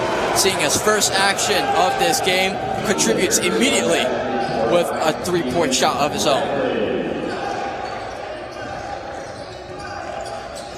Dylan Ernst now passes it back to Smith. Smith working on Thigpen. Over to Schmidt again, double teamed. Ernst over to Wilbur. Wilbur works inside using his massive 6'8", 225 frame and records his first points of the game. 73-41 Lakers. Lazo, 4-3, off the front of the rim and out. Rebound here by Comstock. Here comes Schmidt. Schmidt guarded by Cook, recently subbed into this game. Working inside Dylan Ernst, stripped away and here comes Lazo. Drives in, gets a shot, draws contact from Smith, and gets the and one. Great play by Lazo there. Got the steal, drove it up the court. He had help, didn't need it, drew the foul. Now he's shooting for one more. You got to be really happy with this Lakers showing. You've seen a lot of sequences where it's been a steal, quick offense, quick basket, and then for added bonus, you draw contact to get another free throw. Yeah, shot. absolutely. They are playing at a very high level right now. A high level as they are up. As they extend their lead to 35.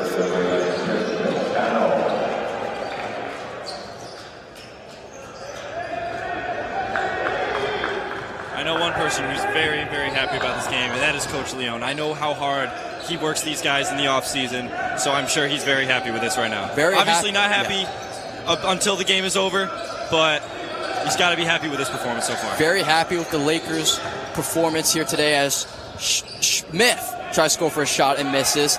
Thigpen with the rebound. And you talked about Coach Leone. We saw in the early part of the first half where they applied this defensive pressure on the Wildcats where they try to get an offense going and then the Lakers just crashed in on the Wildcat players. Yeah, absolutely. That defensive scheme was very, very clever by Leone. I'm sure he had a reason for doing that, and it worked a bunch of times, and that's what led to a bunch of those points and the fouls in that paint because they would trap them on their side of the court. And then once they got the ball back, they were already in the paint, and then the Wildcats had no choice but to foul. Elijah Hardison with his free throw here. Misses on the first. 50% field goal percentage at the line. And kind of just going back to Coach Leone. You know, with Lakers last season, averaged 83.1 points per game, which led the SUNY Conference. You can expect them to eclipse that point total here tonight. Yeah, absolutely. Their offense is playing at a very great level, and it's not just one player. Everyone on the offense is playing very well. It's been Sparks. It's been Bowman. It's been Critton. It's been Akili. It's been a variety of Laker players who have showed out in the season opener. As Elijah Smith, or rather Torre, gets a three. Once again, it's been the Torre show for the Wildcats. 23 points for him. Slip up there by Bradley as Hardison works inside. Double team. Navigates and tries to get a shot off the backboard and out. Torre bursting with some speed. Bounce pass inside to Ernst. Met by two Laker players. Quick rebound there by Rose. Misses on the shot, and the Lakers crash with the rebound. Toscano seeing his first action. Dishes it out to Thigpen. Thigpen working on Rose. Gets the basket and in. 4 points for Thigpen. Ernst now over to Torre. Torre. Guarded, step back over at Hardison. Misses on the three. Rebound there by Thigpen. Quick pass over to Cook. Over to Hardison. Mid-range jumper is good. 79-44 with 9:39 left in the second half. LJ Rendo, met by Laker defenders, works inside and gets that left-handed layup. 81-46. Well, it looks like the referee is going to call that shot back and travel there on Rose.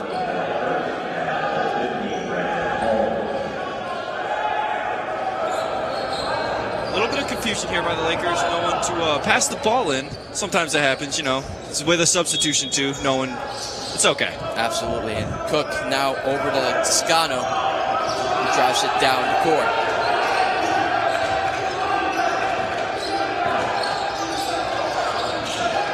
Toscano gets the ball back, having to jump for that pass. Guarded by Randall. Screen set by Hardison. Cook for the three. Off the mark. Last touch by Stephen Bradley, and the Wildcats will now move forward with possession with 9 minutes and 4 seconds left in this Game 2 of the Max Ziel tournament.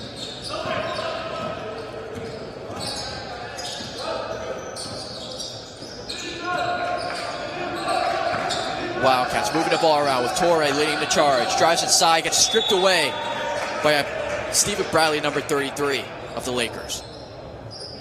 Yeah, you do not want to go into the paint against the Lakers, especially with Hardison in there. You can't teach 6'8". Like I already said, he's going to be a massive body in there. You don't want to try and score on him. Absolutely. Torre checking the ball in over to Dylan Ernst. Bounce passed over to Wilbur, who records his first points of the game. The NAC All-Conference center making his first early contributions in this game.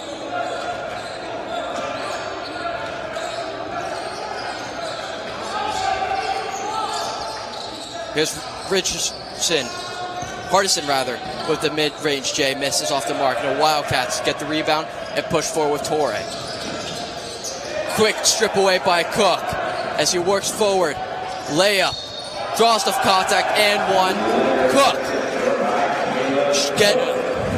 not minding the physical contact, gets those 2 points, looking for three. Yeah, what a sequence by Cook. Got the steal off Torre, who's been having a great game, and then drove it down, and then drew the foul on Torre as well, and capitalized on the basket. That's everything you want in one single play.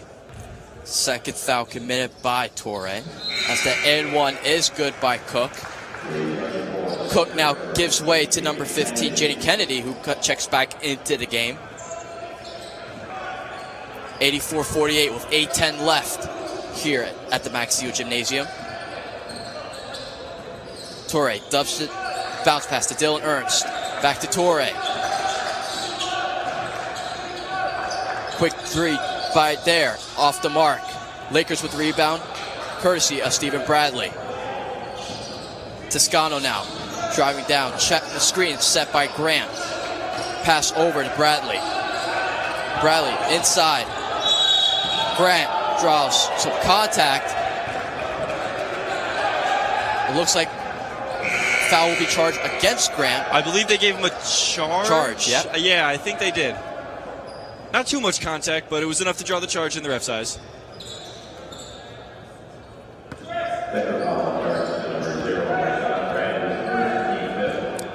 .738 left here at the Max Ziel Gymnasium. Lakers up 84-48. An absolute mirror scores almost. Switch the numbers, boom. Yeah. But either way, the Lakers up.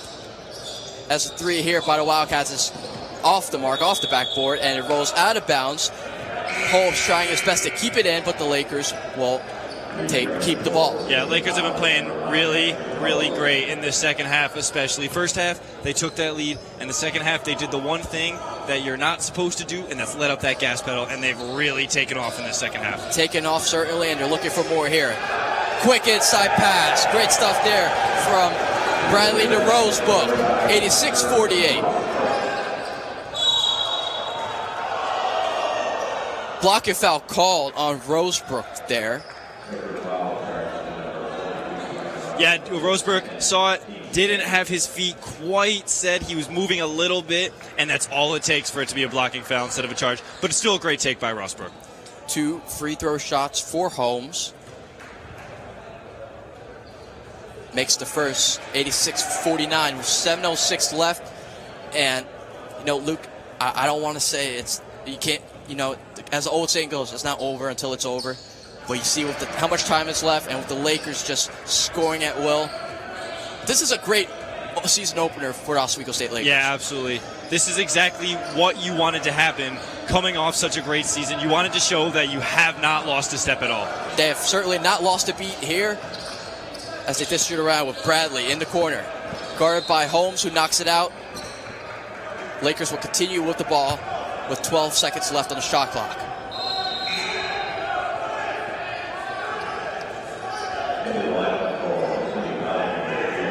Holmes now checks out with Elijah Smith coming back into the game.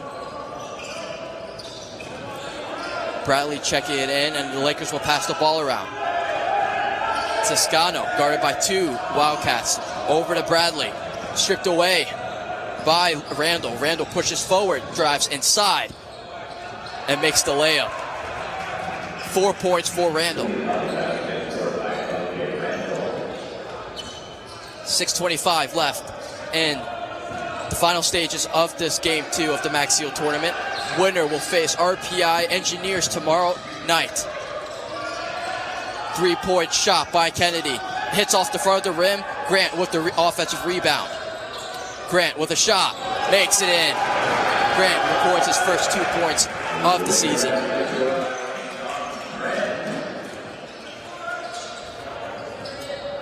Alex Schmidt now dumps it to the side over to Elijah Smith. Tip pass there. Smith corrals it once again.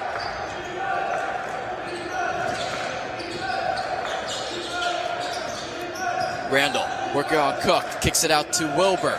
Wilbur looking for serves it up, hand it off to, gives it to Rose. Rose with a mid-range J. In and out. Fight for the rebound is quickly scooped up by Toscano.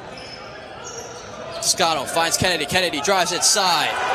Lakers have reached the 90 mark here with 5:20 left in the game.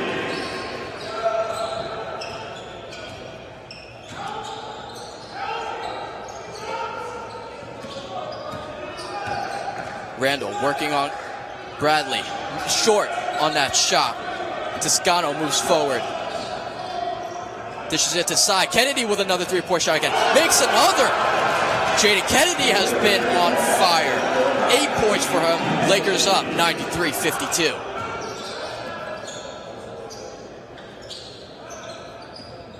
Wilbur hands it off to Rose. Rose drives inside. Stripped away by Kennedy for a brief moment. No tug there. No call on the tug. And 3 by Wilbur from the corner.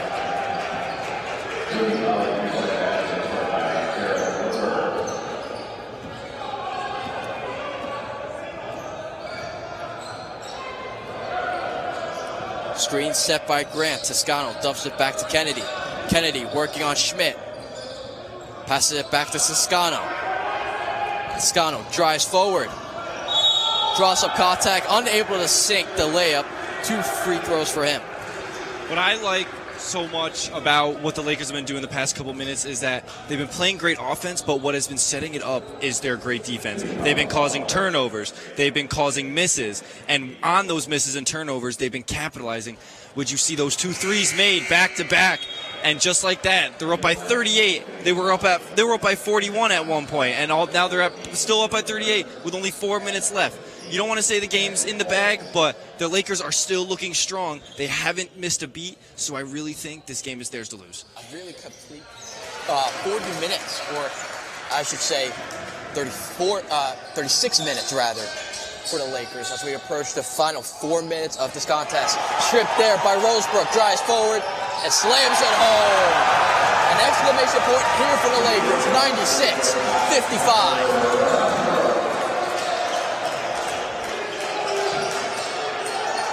A great showing by everyone for the Lakers. Smith with the rebound, passing inside to Rose. A good defense there. Great heads-up play by Bradley. Yeah, great block by Bradley, especially with the offense coming back a little bit slow off the dunk on Rosebrook, but they got back, and then Bradley with a very clutch block. Smith will check it in. Ernst tries to find Comstock. draws the contact, misses the shot. 2 free throws for him.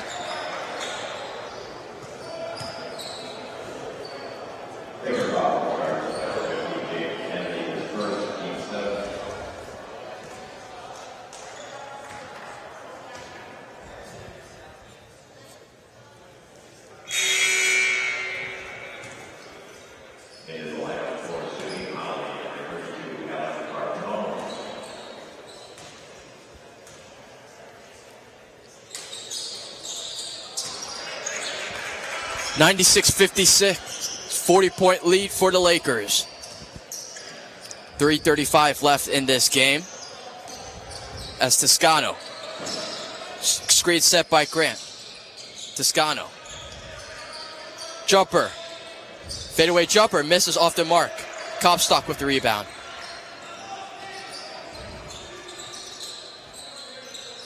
Smith drives up, past to Comstock. Comstock guarded by Grant. Hands it over to Ernst. Back to Comstock. Comstock with the left-handed layup makes it home. 6 points for Comstock.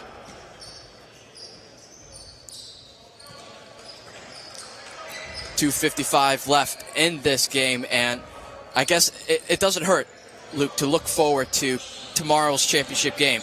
Lakers, great block there by Bartone comes into this game for the Wildcats. But as we look ahead to tomorrow, Lakers and Engineers as the likely matchup, what can we see from both teams tomorrow night? Well, what I said right at the beginning of this game was whoever wins this game, they're going to have their hands full because the Engineers won by 19. Now the Lakers are coming to this game and go, you beat them by 19, I'll double that. Quite literally. If you could do it good, I could do it better. And the Lakers certainly showed out here. Dishes out to Kennedy. Kennedy looking for another three-point make off the mark there. Kennedy fighting for the ball, and he regains possession. A travel called against the Lakers, so the Wildcats will move forward with the ball. Yeah, a little bit over 2 minutes left. Game is pretty much over, but I want to see what the Wildcats can do with the last 2 minutes and 15 seconds left. Yeah, we'll see what happens in the final 2:15 here. 40-point lead for the Lakers, who have dominated from the jump, have shown why they are the defending back-to-back SUNY champions. As the Wildcats looking for try to eclipse the 60 mark with Smith driving inside, met by the 6'8" freshman Rosebrook of the Lakers.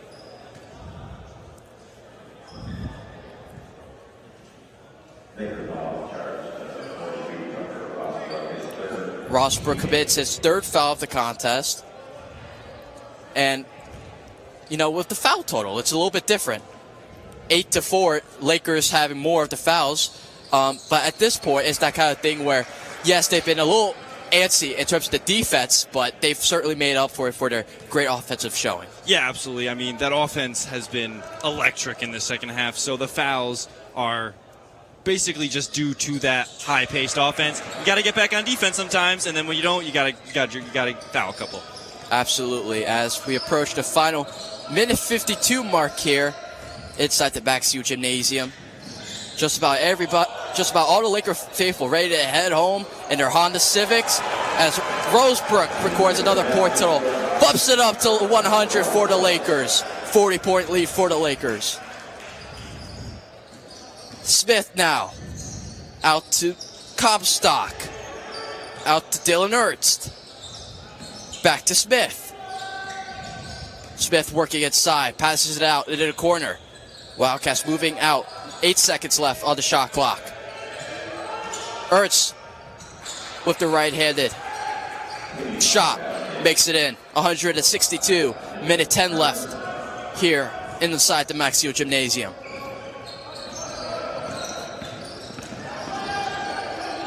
Working inside was Toscano, unable to make the shot there, and the Lakers draw more contact, headed to the free throw line.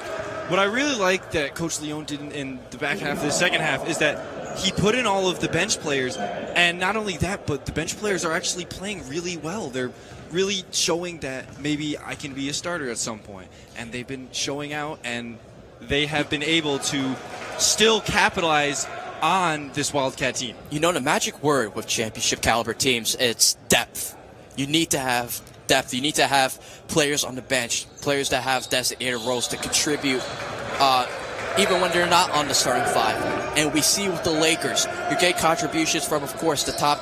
You get from the likes of Sparks, Bowman, Akili Crittenden, but you're getting other help from the likes of Toscano, Thigpen, and just about everyone you can think of. Kennedy as well, Stephen Bradley as well. So the Lakers, you're getting contributions from everyone, something you're really happy to see.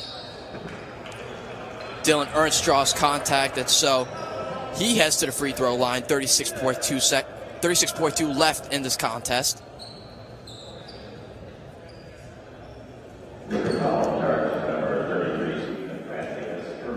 Dylan Ernst, who has 2 points in this game, misses on the... Or I was at home, rather. I was a little couple preemptive. bounces on that free throw. A little preemptive on miss. that. 3 points for Dylan Ernst.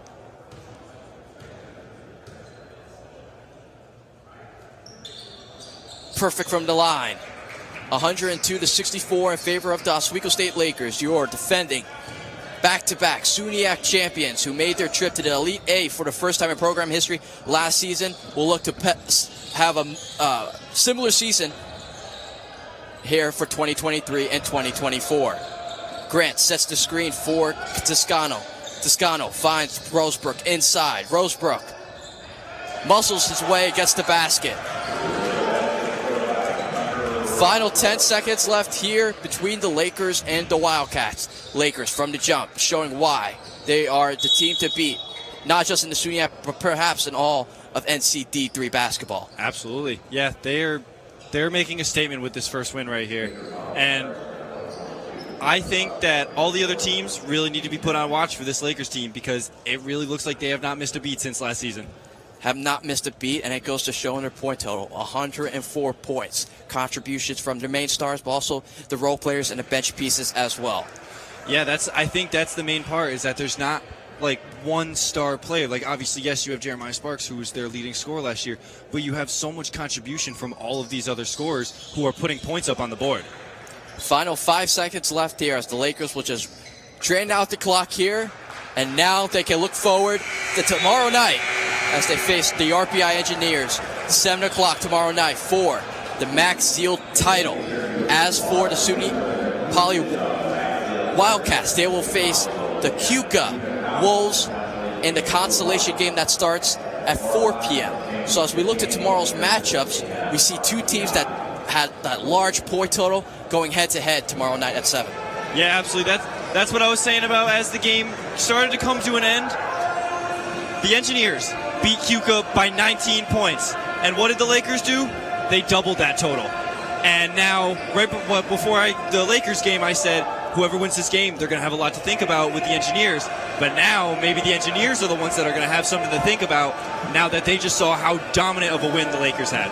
You talked about the Engineers. You saw Ngbazo, who put up a 31-piece. And you talk about how the Lakers, they had contributions from everyone. It's good to see them from everyone else here as well. Absolutely. So, welcome back up to the booth here. Garrett Chan alongside Luke McGarry and our silent reporter, Brian DeMuro. Brian, what are your thoughts on this Lakers win? You know, like you said in the broadcast, Garrett, it's a statement win. It's a big-time showing on their home floor in front of all these fans here at Max Ziel. I think you got to remember, this Lakers team has lost one game since last December, and that was in the Elite Eight. So this team is a force to be reckoned with. They come out scoring 104 points in this opening game. They look great. The stars look good. The role players look good, as you guys mentioned. This team is going to be a force to be reckoned with in the entire country. We looked ahead to tomorrow night with the Max Ziel championship game. We saw what the Engineers are capable of. We saw what the Lakers put up today. What are your thoughts on tomorrow's big matchup? I think it's going to be a lot of fun. I think that both these teams have a lot of size. And I think the reason why Oswego State was able to pull ahead tonight was because of that size. You know, the Engineers kind of balance that out a little bit. They've got a little bit of that as well. I do think that it's going to be a very intense game tomorrow night. I do think the Lakers might have a little bit more skill, but regardless, the Engineers played really well. They were able to be aggressive, and that press was working. So both these teams like to press, like to be aggressive on defense. Looking forward to that game tomorrow night. And we talked about kind of just the core pieces for the Lakers. You have Jeremiah Sparks, you have Bowman, you have everyone else who has contributed. First game of the season, you thought there would be some level of rustiness, some sort of like, man, I'm returning back to action. We didn't see that here tonight, fellas. Yeah, no. I mean, all these players played well. Everyone that you said and everyone that you didn't say. The Lakers, they looked like a well-oiled machine today. Everything that they did seemed like it was the right thing to do. Their defense looked good. Their offense looked good. The transitions from offense to defense, it all looked great. Brian. Yep, everything he just said, I agree. They looked really, really sharp, and it's a nice showing. Like I said, for the first game of the year to come out looking just like they did last year, it's a nice start for the Lakers. Great start for the Lakers. They look ahead to tomorrow night with the Max Ziel championship game. Once again, tomorrow night at 7 p.m. We'll throw it to the guys at the studio, Jacob Bradley, Kyle Spizak, Brian Burrows, for the postgame show as they recap a huge day of basketball. Once again, the Lakers victorious by a score of 104-66. For us, for me, Luke, and Brian, that does it for us here in the Max Ziel. We'll throw it back to the guys in the studio. Thanks, Brian. Thanks, Lucas. And thank you, Garrett. We welcome you back into the Max Ziel Gymnasium one final time for the post-game show. I'm Jacob Bradley, joined by Kyle Spizak and Brian Burrows. And, guys, 2 games down, a long day of basketball, a good day of basketball. The Lakers absolutely dominate in the main event, quote-unquote, against SUNY Poly here, 104-66. Brian, I'll get your thoughts first.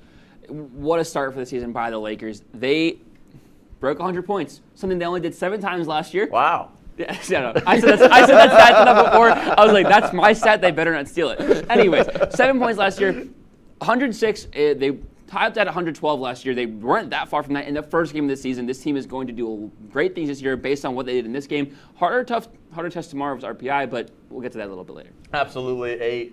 A game that the Lakers looked very good. We talked about the different styles and players we were going to see in there.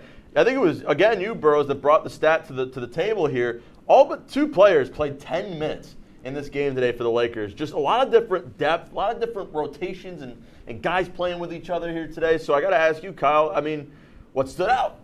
I mean, like you said, the fact that almost every player on this team got almost 10 minutes of playing time, even the ones who didn't hit that 10-minute mark, scored as well. They were at 9 minutes. Wow. So the 2 that didn't hit 10 minutes were at 9. So they got their fair play in. And like you just said, every single player on the Lakers roster put up at least 1 point tonight. Yeah. So scoring by committee, and if you take a look just down the stat sheet, three players scoring over 10 points, none of them hitting that 20 mark, but it was so evenly spread out throughout it with multiple players hitting 8 points, multiple players hitting 6 points, that it all adds up. And I mean, a 38-point margin of victory. Yeah. To open the season, I don't think you can get much better than that. Absolutely. And they started off, it got a little risky in the first half. It was a little bit closer than I think the Lakers wanted to. And in that second half, they just kind of turned it on. Again, it was that offensive attack that they used so well last year. We saw them. They led the SUNY in points per game last year significantly by like 6 or 7 points. So they had it there. This time, starting up the year with 100 points right off the bat, Burrows. I mean, that is incredible. Yeah, it's a very, very impressive showing. They also shot 59.5% from the field. As a team, 59.5%. That's ridiculously good. They are very efficient scorers. They're very good at just moving the ball as well. We talk about all those guys scoring. It's crazy how deep this team can be, which when you get into the depths of the season, a lot of these guys, they may see garbage time minutes. Yeah. But it's good to know that you have this depth that in case you hate to say it, but an injury pops up to one of your star players, you have all these guys available off the end of your bench that is like, all right, fill those minutes and you're not worried about it. Absolutely. And I can promise you that the rotation we saw tonight will probably not be the same rotation that we see in a month. Maybe let even alone tomorrow. Right, maybe even tomorrow, exactly. Just we're going to see a lot of different things, and they're going to try to find a little bit of an identity, even though there is that core group of seniors for the Lakers. But it looked great today, 104-66. Let's talk a little bit about the game tomorrow. We'll start off with the consolation. Let's start off with the consolation game. SUNY Poly versus Cayuga. We just saw SUNY Poly play earlier. Cayuga played, a couple hours ago now. Both teams coming off of a loss, Kyle. Run me through what you expect out of this matchup. I mean, it was a hard way to start for both teams. A rough way to start this season, especially Poly. Nobody wants to come out and get shelled 100 points on them to start their season. Yeah.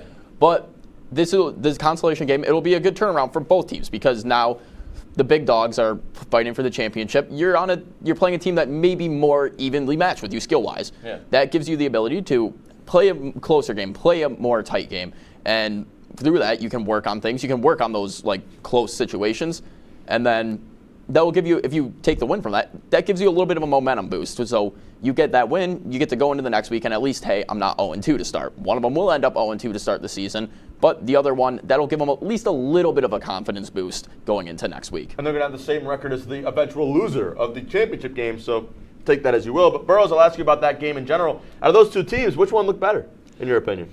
I'm going to go with the Lakers just because it's pure depth and how many people found the score sheet and how many people saw minutes. But RPI looked very, very good in the first game of the night, and they had plenty of people who scored a lot in that game, and plenty of starters who were putting up big numbers, including like Ngbazo, definitely 30-point game for him. Yeah. I know the Lakers in the past have struggled with that one-star player mentality for teams, and they do a lot better at just kind of shut down defense across the board where the teams like to spread the ball.